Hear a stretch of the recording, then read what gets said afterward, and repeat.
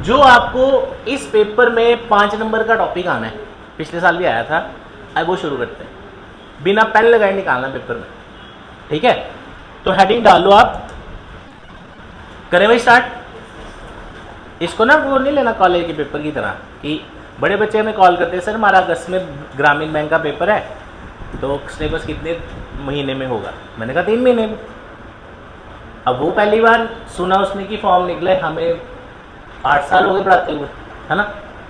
उसको लगा कि नहीं सर पेपर तो अगले महीने है, तो ये 3 महीने क्या करेंगे। मैं कहा ऑफिस में करते हैं बात, है ना। तो आप सोच लो मत कि ऐसा समझ लो कि मेरा पेपर है अगले महीने, मैं आज तैयारी शुरू करूँ, वैसा नहीं होता है, ठीक है। जिन्होंने आप में से कभी एग्ज़ाम दिया उनको पता होगा, नहीं दिया तो आज नहीं तो कल तो देना ही है, ठीक है। एक टॉपिक मैं स्टार्ट कर रहा हूँ आपका, नाम क्या इसका, बट इसके बाद मंडे ऑनवर्ड्स हो सकता है रीजनिंग की क्लासेस कम हो जाए, मैथ और इंग्लिश ज़्यादा चलेगा, ठीक है। क्यों सिलेबस मेरा सबसे पहले खत्म होता है, सबसे कम क्लास है मेरी और सबसे ज़्यादा मेरा खत्म होगा, क्योंकि हमें असाइनमेंट से पढ़ना है। इसकी असाइनमेंट हमारी कोशिश है आज मिल जाए, नहीं मिलती आपको मंडे को मिल जाएगी, मेरी पूरी कोशिश है आज ही हो जाए, ठीक है। चलो भाई, इस टॉपिक में हम पढ़ेंगे 3-4 टाइप्स, ठीक है। टाइप्स के नाम पहले आप लिख लो, नेक्स्ट वीक आपका वो भी रिपीट कराना मैंने, ब्लड रिलेशन वगैरह, जिसने अगर नहीं पढ़ा हुआ आप में से, क्योंकि अभी बच्चे कुछ मंडे को आने हैं, कुछ ट्यूसडे को आने हैं, बीच में ईद भी आ गई थी तो बच्चे घर भी गए हैं काफ़ी, कोई बात नहीं। पहला क्या है, पैटर्न बेस्ड, ठीक है। ये 2 से 3 नंबर की टाइप है भाई, ठीक है। दूसरी, पीछे जो बैठे हैं दिख रहा है आपको पीछे, पक्का मैंने आपसे ही पूछना है। सेकंड है डायरेक्ट लेटर कोडिंग, ये भी 2 से 3 नंबर, ये वैसे बड़ा कम आ रही है आजकल, बट आ जाती है तो पढ़ना तो है हमने। तीसरा, जो ज्यादातर बैंकिंग के एग्जाम्स में सीधा 5 नंबर देगी आपको, ग्रामीण बैंक में भी ये 5 नंबर का आएगा, और ये जो निकला आज ये भी 5 नंबर का आएगा। इसको हम बोलते हैं, इसके बड़े सारे नाम हैं, कुछ लोग इसको चाइनीज कोडिंग बोलते हैं, कुछ इसको सब्स्टिट्यूशन कोडिंग बोलते हैं, कुछ अमेरिकन बोलते हैं, मत ही बोलो, कुछ इसको अनसीक्वेंशियल कोडिंग बोलते हैं। तो आपने अगर याद रखना है ना, आप 2 नाम याद रखो, सब्स्टिट्यूशनल कोडिंग या फिर अनसीक्वेंशियल कोडिंग, ठीक है जी। तो आप फिलहाल ये 2 नाम याद रखो। तो इस पूरे 3-4 टाइप्स में मैंने आपको जो आज शुरू करानी है वो कौन सी है, सब्स्टिट्यूशन, ठीक है जी। और इसकी वेटेज देख लो भाई कितनी है। बड़े कम टॉपिक आपके सिलेबस में ऐसे होते हैं, खासकर बैंकिंग में, जो प्री में भी 5 नंबर का आ सकता है और मेंस में भी, उसमें से एक ये टाइप, बड़े कम होते हैं उसमें से एक ये, ठीक है। करें स्टार्ट भाई, पक्का, रेस्ट तो नहीं करनी, ठीक। टाइप नंबर 3, वैसे आप टाइप नंबर 1 इसी को डाल दो जो आज हम शुरू करें। इसका नाम क्या है बोलो भाई, सब्स्टिट्यूशन कोडिंग या फिर ये जेकेएसएसबी भी डालता है, कहीं पे भी आ सकता है। जो टॉपिक आपने पढ़ने हैं 10-15 टॉपिक जो भी हैं, ये हर पेपर में आते हैं, बट किसी पेपर में 5 नंबर का आ जाता है, किसी में 2 नंबर का आ जाता है। अब आप मुझे खुद बताओ, जिस पेपर में रीजनिंग 50 नंबर की है तो उसमें एक टॉपिक 5 नंबर का आराम से आ सकता है। अब जो मैंने आज आपको एमटीएस का पेपर बताया, उसमें रीजनिंग कितनी थी, 20 क्वेश्चंस। अब वो 20 क्वेश्चन जो होंगे ना, हर टॉपिक के 1-1, 2-2 क्वेश्चन ही होंगे, एक ही 5 डाल देगा तो फिर पूछेगा क्या बात, क्लियर हुआ। तो वेटेज इस तरह से डिपेंड होती है, ठीक है। करें स्टार्ट, कॉपी पेन बंद कर दो। इस मेथड को सॉल्व करना कैसे है, क्या नहीं करना, वो मेरा काम है बताना। इसको करने के 2 मेथड, पहला है इसका लॉन्ग मेथड, और 99% बच्चे इसी से सॉल्व करते हैं, ठीक है। दूसरा है direct method. Long method means आपको लंबे मेथड से क्या समझ आ रहा है कि इसमें बड़े स्टेप्स होंगे, हमें लिख के, लंबा मेथड मतलब लिख के निकालना है, ऐसे याद रखो। ये है बस देख के निकालना, क्लियर। तो इधर तक पहुंचाने के लिए पहले इसमें थोड़ा सा जाना पड़ता है, फिर इसमें आ सकते हैं, क्लियर है, ठीक है। अब आप में से कभी किसी ने पढ़ा कोडिंग डिकोडिंग, मैंने शुरू से ही पढ़ाना है, वैसे ही पूछ रहा हूँ, पढ़े कभी, थोड़ा सा आइडिया है क्या चीज़ है क्या नहीं। तो बेसिकली कोडिंग डिकोडिंग है क्या चीज़, एक एग्जांपल से समझा देता हूँ, बट ये वाली टाइप आज पढ़नी नहीं है, हमने कल करेंगे। मैंने आपके सामने एक वर्ड लिखा, क्या मैंने इसके सामने कुछ लिख दिया, मुझे आप बता सकते हो आर के सामने क्या लिखा है,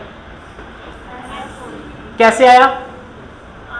हाँ, इसके लिए एबीसी आनी चाहिए भाई, वो मैंने पूछी नहीं आपसे, आती है ना। पक्का पूछ तू, बेइज्जती बड़ी हो गई, गलत हुआ, बिना बोले बेइज्जती हो जाएगी। के आगे क्या आता है? एल के पहले हाँ वो आती है, ऐसे ही मैं सोच रहा था, चलो आती है। अच्छा आर के आगे, इसका मतलब आप बोल सकते हो आर का जो अगला अल्फाबेट है वो यहाँ लिखा है, ये मतलब है ना। ओ के आगे, ए के आगे, डी के आगे। आज से 15 साल पहले ही 5-5 नंबर का भी आता था, आजकल 1-2 नंबर डिपेंड करता है पेपर पे, बट ये है एक्चुअल कोडिंग डिकोडिंग। अभी आपने बोला ना इसके सामने एस कैसे आया, अगला अल्फाबेट ऐसे ऐसे सो ऑन, ये जो आपने बोला ना अगला अल्फाबेट, इसी को हम क्या बोलते हैं, क्या बोलते हैं? तो यही मेरी पहली वाली टाइप थी जो मैंने फिर कभी कराऊंगा। अब ये जो पैटर्न आपने ढूंढा, अभी एक नंबर थोड़ी मिला आपको, इसी बेसिस पे ना आपको वो एक वर्ड देता है, जैसे मैं आपको एक दे देता हूं एजुकेशन, समझ आया? आप कर लिखना मत इसको, ये जब पढ़ेंगे तब करेंगे। यही चीज आपने इसके ऊपर लगानी है, फिर आप आंसर निकालोगे तो एक नंबर मिलेगा। निकाल सकते हो? अभी एबीसी आ गई, ई के आगे, डी के आगे, बोलते जाओ। यू नहीं मैडम, वी, यू के आगे भी आता, सी के आगे, ए का, ये सोच रहे गलत ना है। ओ के आगे, एन के आगे, एम आवाज आई, ये इस एरिया से आई आवाज, नॉर्थ साउथ एरिया से। तो भाई एक दिन मैं आपको देता हूँ कल का दिन एबीसी। आज छोटा बच्चा पकड़ो, कोई मर लेगा बेटे, चल एबीसी सुना, फिर उसको बोला तू मेरे से ही सुन, ठीक है? अगर नहीं है पूरे मोहल्ले में खाप डालेगा वो, यार दीदी थी ना कि एबीसी नहीं आती। या बोलेगा 100 रुपये दो फिर नहीं सुनाऊंगा, होता है आगे बड़ी चलाक है बच्चे। चलो भाई करें स्टार्ट, ठीक है? मैं आपके सामने यहाँ कुछ लिखने वाला हूँ, लिखने जब मैं बोलूँगा उतारो, आराम से उतारना, मेरा काम है 15-20 मिनट का, ज़्यादा नहीं है, ठीक है? मैं यहाँ कुछ लिखूंगा, आपने मुझे बस बताना है इसका कोड क्या है। टाइप का नाम क्या है? एक और नाम बोला था, अनसीक्वेंस, ठीक है? लिख लेते हैं, आपका कोई पता नहीं भूल जाओ, है ना? ठीक है जी।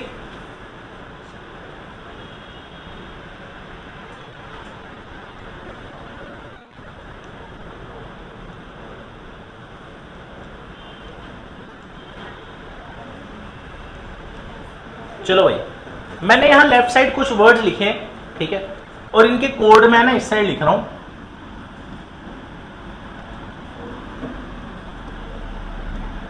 जो भी याद आ रहा है, इसका कोई मीनिंग शीनिंग कोई नहीं है, ठीक है?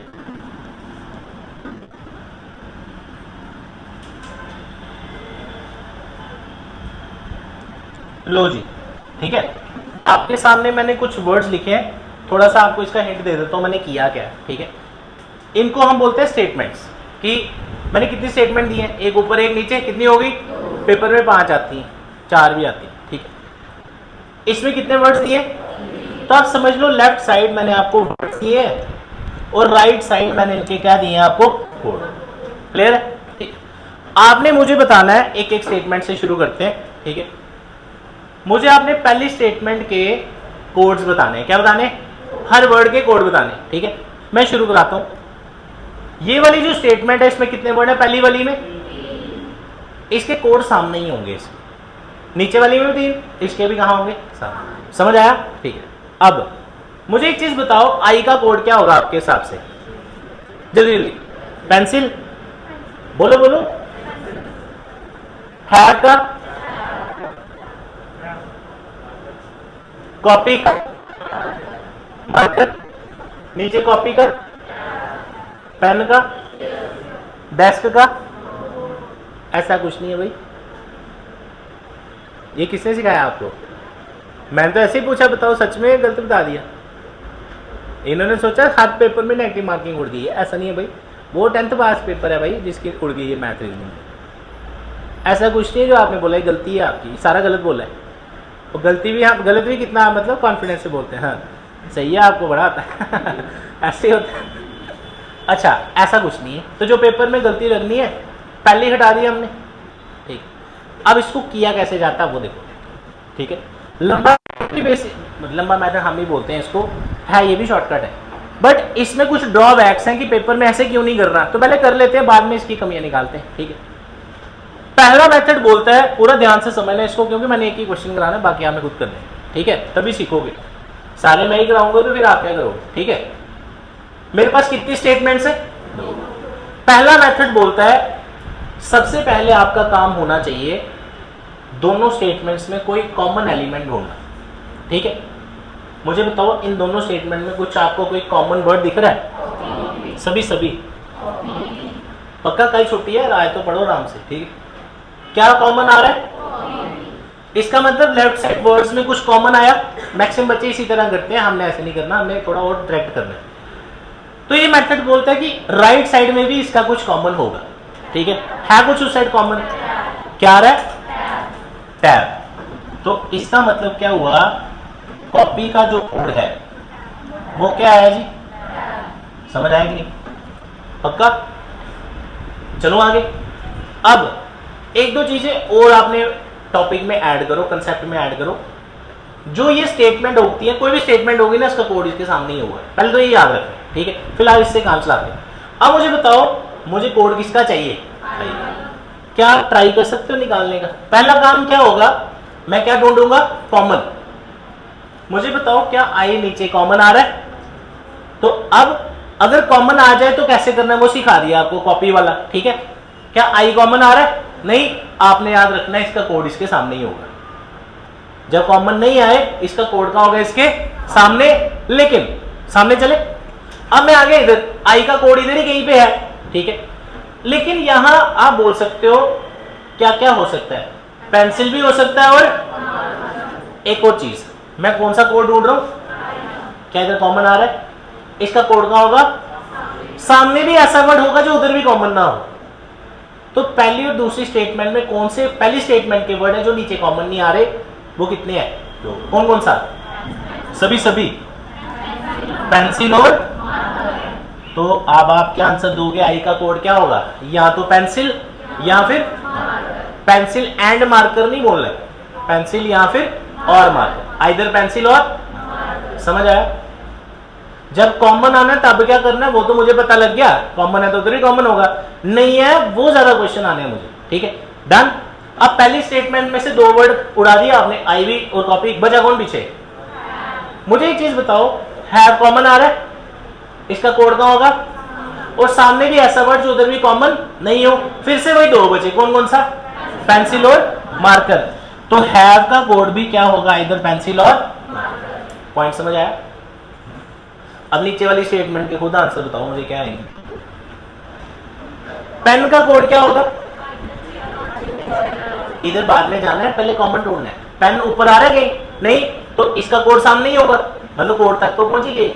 अब इधर कौन से वर्ड ऐसे हैं जो और कहीं नहीं आ रहे? वो चेयर भी नहीं आ रहा, गॉन भी नहीं आ रहा, तो मेरा पेन का कोड क्या बना जी?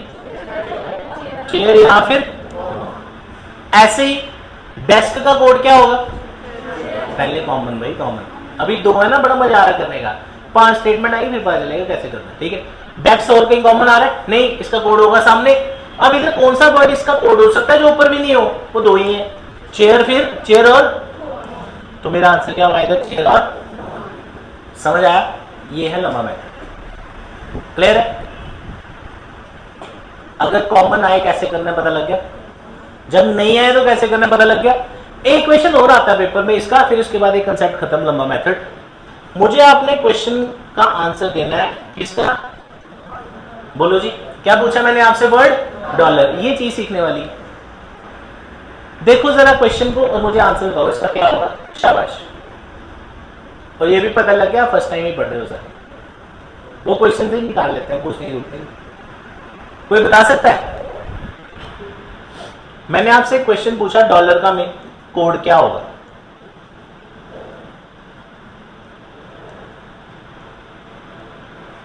इतना अगर उधर देखना है ना, अगर ध्यान से कि अभी आया कोड, अभी आया, उससे अच्छा छोड़ दो। एक नंबर के लिए 10 मिनट थोड़ी उसको देखता रहूंगा स्क्रीन को। चलो आपका काम आसान करते हैं, मैं आपको 3 ऑप्शन देता हूं, मुझे बताना क्या होगा। पहला ऑप्शन है आई, दूसरा कॉलेज, तीसरा डेस्क। तुक्का मारो, सही लगेगा। हाँ जी, डेस्क आएगा। मैंने आपसे क्वेश्चन पूछा डॉलर का कोड बताओ, आपने देखा डॉलर है ही नहीं क्वेश्चन में, फिर आप देखने लगे क्या पता अपने आप आ जाए, ऐसा नहीं होता। मैंने जो आपसे वर्ड पूछा क्या मेरे ओरिजिनल क्वेश्चन में था वो, तो इसका कोड कहां से आएगा? तो इसका कोड कहां मिलेगा? पहले तो ऑप्शन में, सीधा जाना कहां? ऑप्शन। अब अगर वर्ड ही ऐसा है जो मेरे क्वेश्चन में नहीं है, इसका आंसर भी ऐसा होगा जो मेरे क्वेश्चन में नहीं है, तो इनमें से कौन सा आएगा? समझ आया? अगर आपसे कोई ऐसा वर्ड वो पूछ ले जो आपके ओरिजिनल क्वेश्चन का पार्ट नहीं है, मत कि उसको उधर ढूंढते रहो कहां गया, ऐसा नहीं है, सीधा जाना ऑप्शन में, उधर देखना अजीब सा वर्ड कौन सा है जो इसमें से कोई नहीं है। आई हो सकता था इसका आंसर, नहीं, आई मेरे क्वेश्चन का वर्ड है। डेक्स हो सकता था, नहीं, बचा कौन विषय, तो मेरा आंसर खत्म हो। क्लियर? अब नोट करना तो कर लो। फिर एक प्रॉपर क्वेश्चन करवाते हैं आपको सही तरीके से। दिख रहा है पीछे या मैं साइड हो जाऊं? जल्दी जल्दी उतारना भाई, इसमें टाइम मत लगाना।